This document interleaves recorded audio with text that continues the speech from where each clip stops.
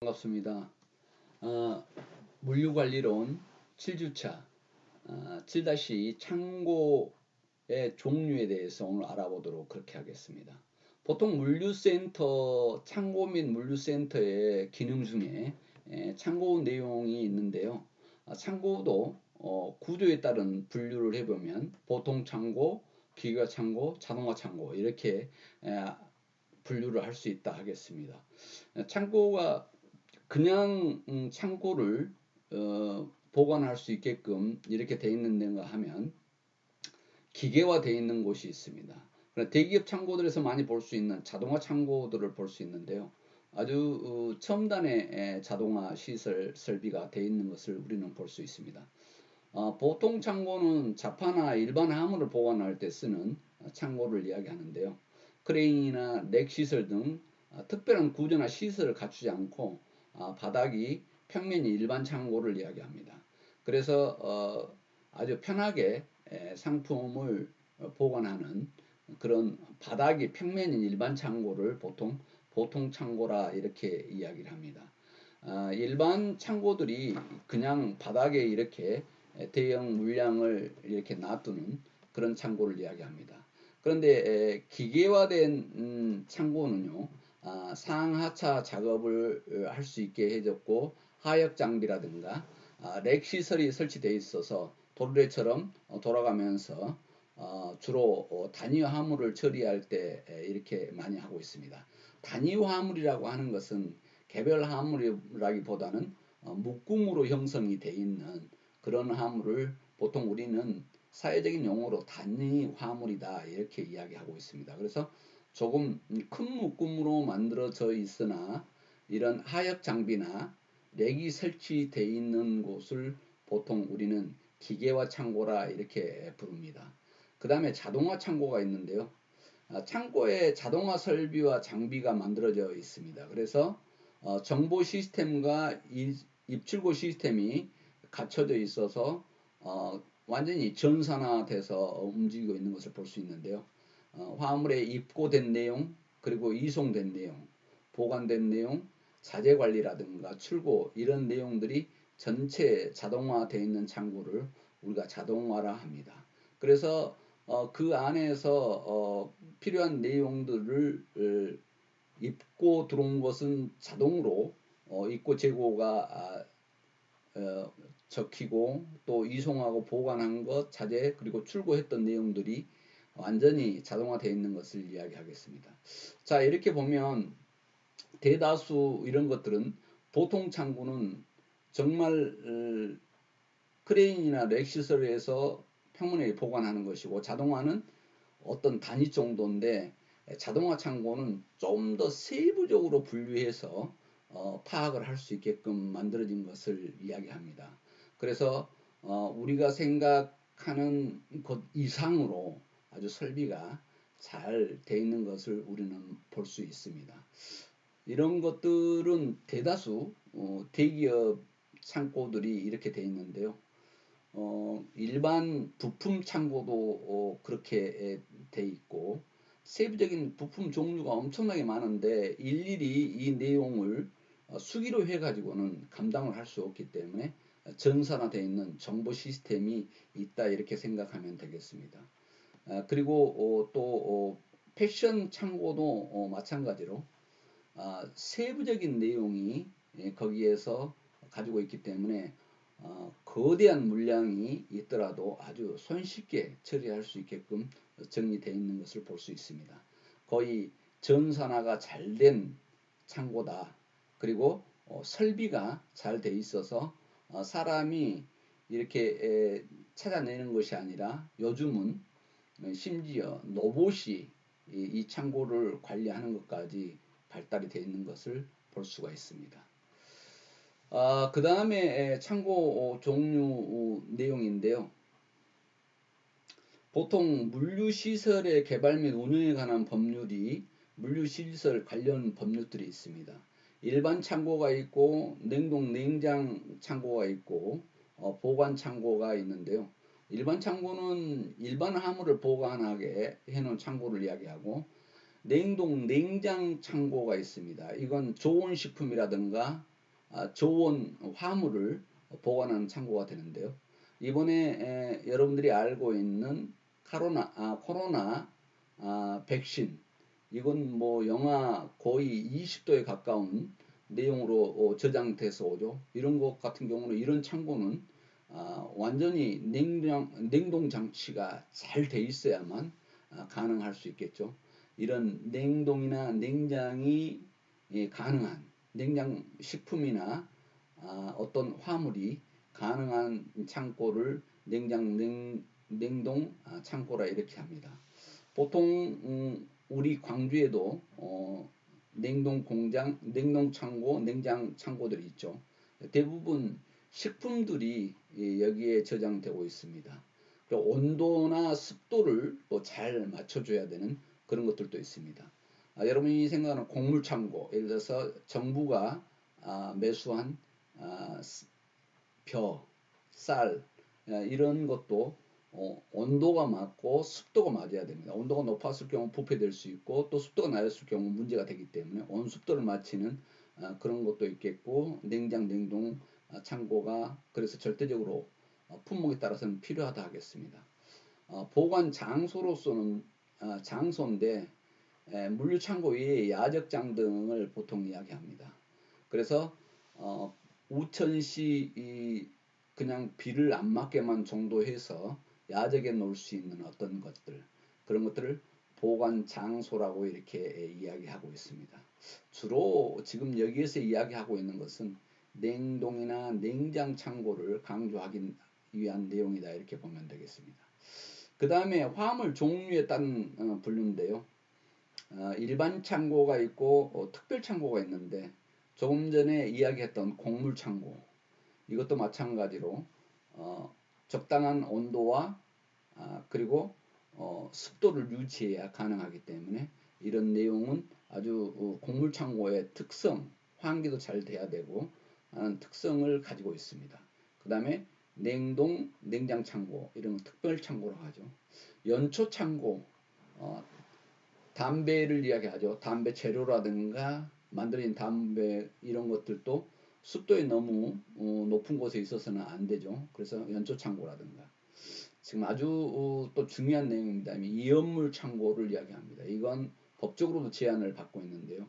이연물 창고 같은 경우 아주 위험한 화학약품이라든가 아니면 화재가 문제가 될 수 있는 이런 창고라든가 이런 것들은 특별 창고로 우리가 분류하고 있습니다.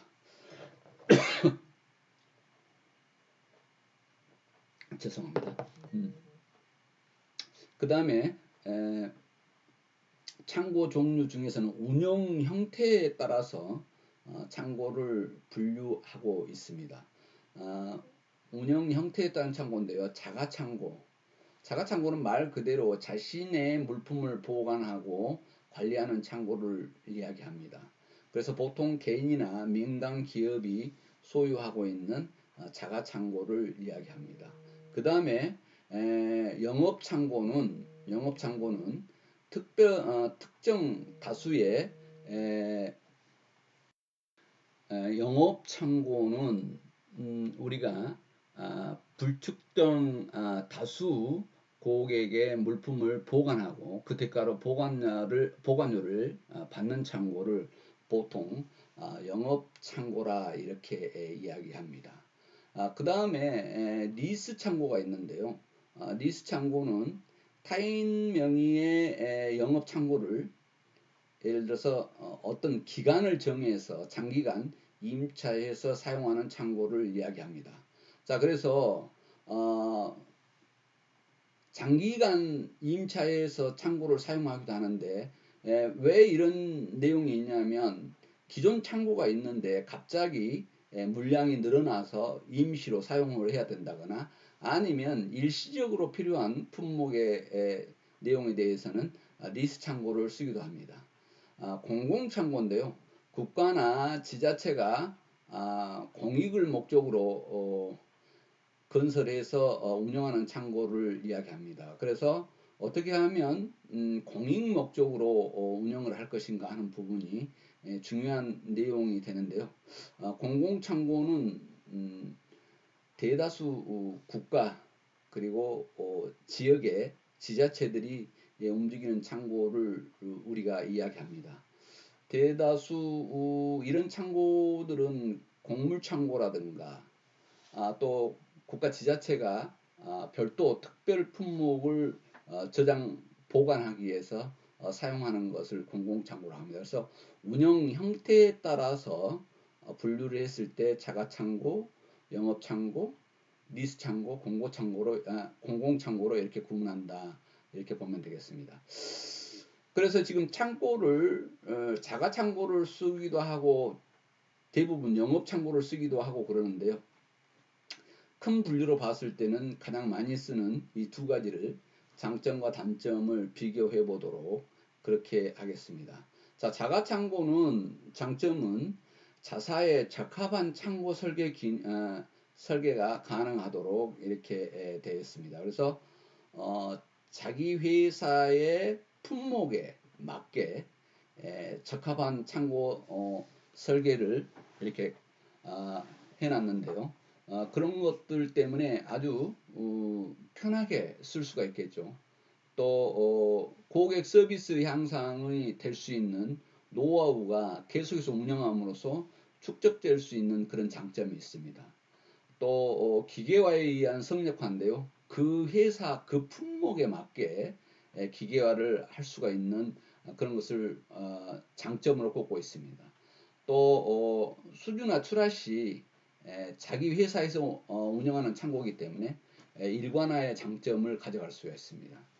또한 원활한 인력 배치, 운영의 자율성을 가져갈 수 있는 장점을 가지고 있는 반면에 단점은 건설, 설비 자금의 소요가 된다 이렇게 보고 있습니다. 그래서 다른 데 써야 될 돈을 창고 운영비에 쓰는 그런 단점이 있을 수 있습니다. 또한 긴급 수요 대응이라든가 창고 입지에 어려움이 있는데 가까운 곳에 창고를 가지려니 너무 창고 비용이 뭐 예를 들어서 땅값이 비싸거나 아니면 그런 입지를 찾기가 어려운 상황이라든가 이런 것들의 단점이 있을 수가 있고요. 또 인건비가 요즘은 워낙 비싸기 때문에 인건비 또 거기에 따른 관리비 이런 고정비 부담이 커지는데 그래서 이것을 계산을 해봐서 인건비나 관리비를 계산해서 영업창고를 쓰는 것이 이익일까 자가창고를 쓰는 것이 이익일까는 회사가 고민해봐야 될 그런 내용이라 하겠습니다. 자, 보관량을 감소 시 공간 노수 발생하는데 한번 고정으로 지어놓은 것은 보관량이 필요 없었을 때 필요 없는 공간까지를 유지해야 하는 그런 노수 발생이 생길 수 있다.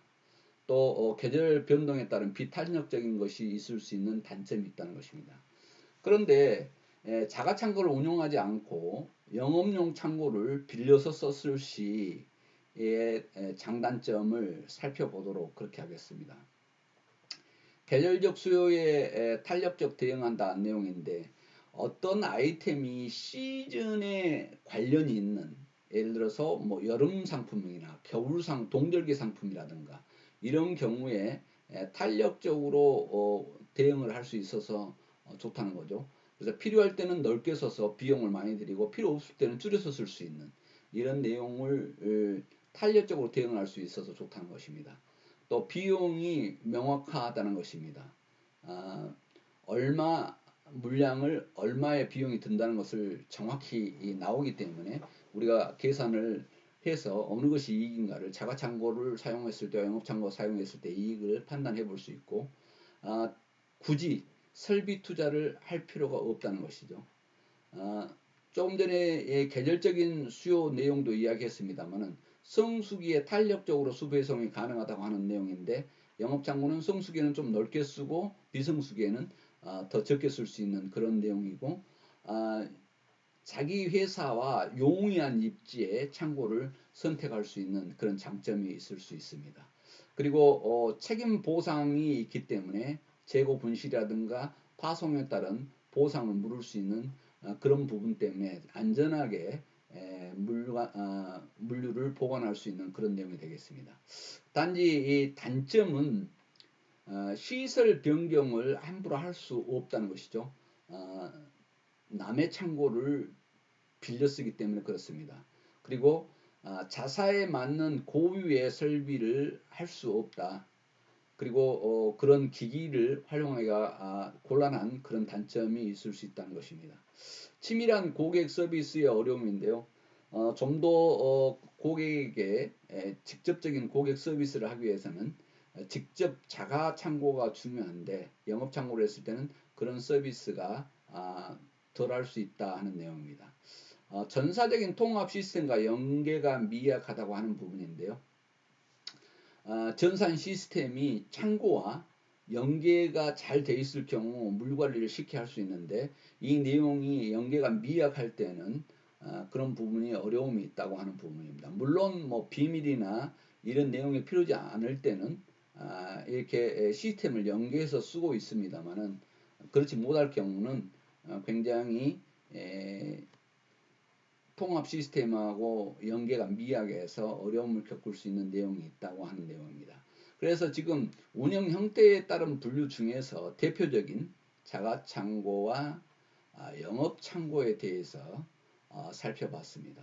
그래서 창고가 우리는 그냥 보관하는 장소만 되는 줄 알았더니 오늘 봐보니까 이렇게 보통창고, 기계화창고, 자동화창고 구조에 따른 이런 분류를 했고 또 화물 종류에 따른 이런 냉동창고, 연초창고, 이연물창고, 곡물창고가 이렇게 구분이 되어 있고 또 운영 형태에 따라서 자가창고냐, 영업창고냐, 리스창고냐, 공공창고냐 이렇게 창고가 다양하게 있고 또 다양하게 분류할 수 있다는 것을 여러분들은 알게 됐습니다. 그래서 그냥 창고가 아니고 이제 여러분들은 경영학을 전공하고 또 물류관리론을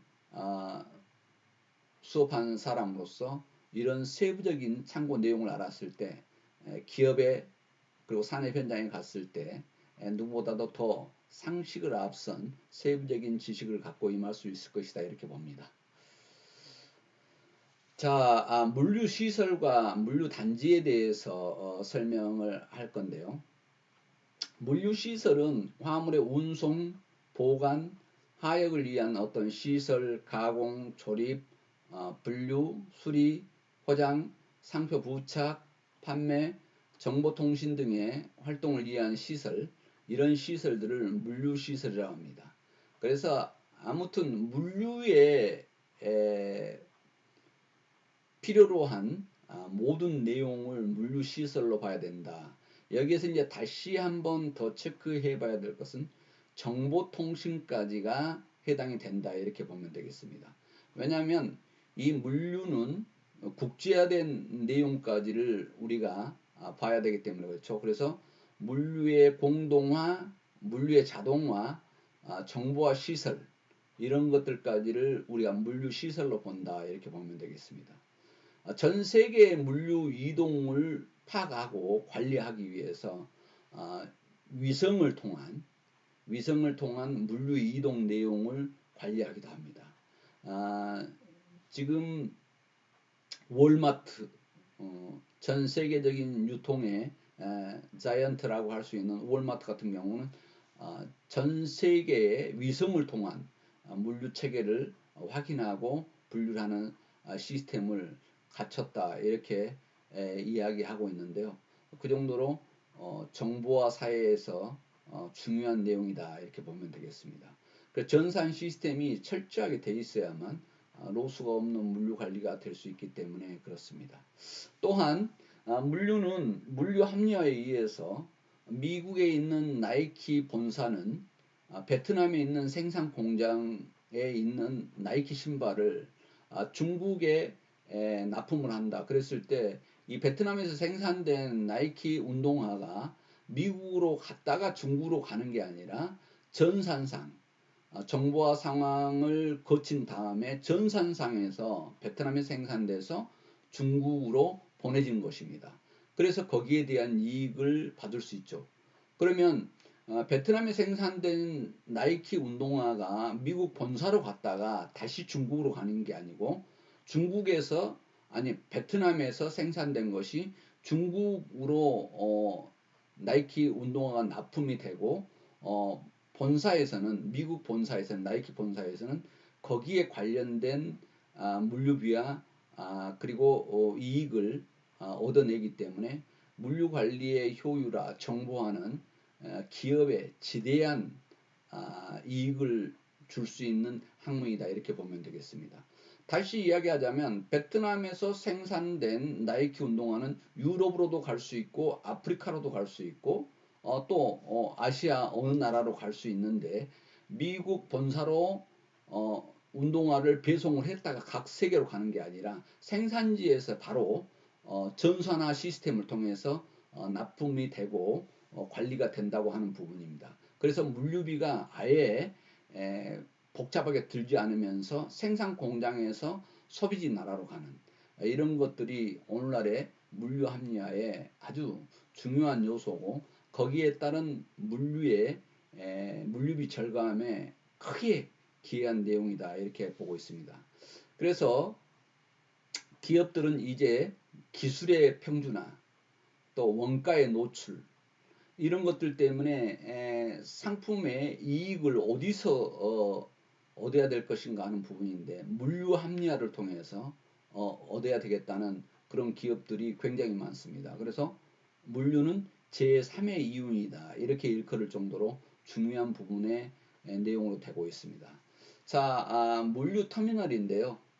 터미널이라고 하는 것은 집하하고 하역하고 분류하고 포장하고 가공하고 조립하고 통관하는 등에 필요한 기능을 갖춘 시설물들이다 이렇게 보면 되겠습니다. 그래서 어떤 역할하죠. 기차역 같은 물류터미널이다. 이렇게 생각하시면 되겠습니다. 자, 역할과 기능을 여기서 살펴보도록 하겠는데요. 수요와 공급의 조절 역할을 할 수 있겠죠. 터미널에서. 그래서 생산과 소비의 연결점 역할을 하는 중요한 체인, 사슬 역할을 하고 있다. 이렇게 볼 수 있겠고요. 그 다음에 제조 공정의 일부라 이렇게 생각할 수 있는데 이 내용은 뭐냐면 이미 생산 공장에서 제조됐으나 유통에 필요한 조립 같은 그런 가공을 이야기합니다. 그래서 유통 가공이라고 한다면 조립이다 이렇게 보면 되겠습니다. 그래서 집산하거나 분류하거나 검사하는 역할, 제조 공정의 일부 역할을 하는 것이 이 터미널의 역할이다 이렇게 보면 되겠습니다. 자, 전 시간에 이야기했던 대로 유통 가공 조립이라고 그랬는데 가구라든가 침대라든가 부피가 큰 상품들은 분해해서 왔다가 이런 터미널에서 조립해서 나가는 경우를 우리는 볼 수가 있습니다. 그 다음에 마케팅 지원 역할인데요. 유통, 납기, 가격 조정, 부가가치 서비스 뭐 이런 것들을 우리가 볼 수 있습니다. 그래서 마케팅 활동을 하는데 지원이 될 수 있는 내용인데 유통을 도와주고 또 납기를 마치는데 또 아니면 보관했다가 지금 전 시간에 이야기했던 대로 양파를 예를 들었죠. 양파를 지금 봄, 여름에 생산됐던 것을 보관했다가 겨울에 팔면서 가격 조정을 하는 그래서 마케팅 지원을 하는 것입니다. 그래서 부가가치 서비스가 되는 터미널에서도 창고 물류센터와 같은 그런 역할을 하고 있다. 그 다음에 수송비와 생산비의 절충 역할로 물류 총 비용을 절감할 수 있는 그런 내용을 역할을 하고 있다 이렇게 보면 되겠습니다. 그 다음에 수송과 배송의 윤활유 역할을 하는데요. 생산과 판매의 조정을 할 수 있다. 자, 그래서 물류터미널은 어떤 기능을 하는가 봤더니 제품이나 상품의 저장 기능이 있고 그 다음에 수급 조정 기능이 있습니다. 또한 가격 조정 기능이 있습니다. 그래서 물류 요인의 물류 각 요인의 연결 기능을 하고 또 매매, 또 신용 기관적 기능을 하기도 한다는 것입니다. 그래서 물류 터미널이 하는 역할과 기능에 대해서 이렇게 알아봤습니다. 자, 그러면 우리는 물류 터미널은 그냥 집화하역, 분류, 포장, 화물을 가지고 가공, 조립, 통관까지 이렇게 기능을 갖춘 시설물을 물류 터미널이라고 하는데요. 이런 역할들이 이렇게 물류터미널은 다양하게 있다 이렇게 보면 되겠습니다. 그 다음에 기능들이 있는데 저장 기능만 있는 것이 아니고 수급 조정 기능이 있다. 물량을 조정해주는 가격 조정 기능이 있고, 그리고 각 요인들과 연결 기능, 그래서 또 매매, 신용 기관적 기능들이 있음을 우리는 알 수 있습니다. 자, 물류 시설, 물류 단지에 관련된 내용을 하고 있는데, 여기에서 지금 물류 터미널까지 여러분들과 함께 수업을 했습니다. 다음에 이어서 7-3에서 다시 물류 시설과 물류 단지를 관련된 단지와 관련된 열견될 수업을 하도록 하겠습니다. 여러분 비대면 수업 듣느라고 대단히 수고 많습니다. 7-3에서 7차 강의 또 만나도록 그렇게 하겠습니다. 수고했습니다.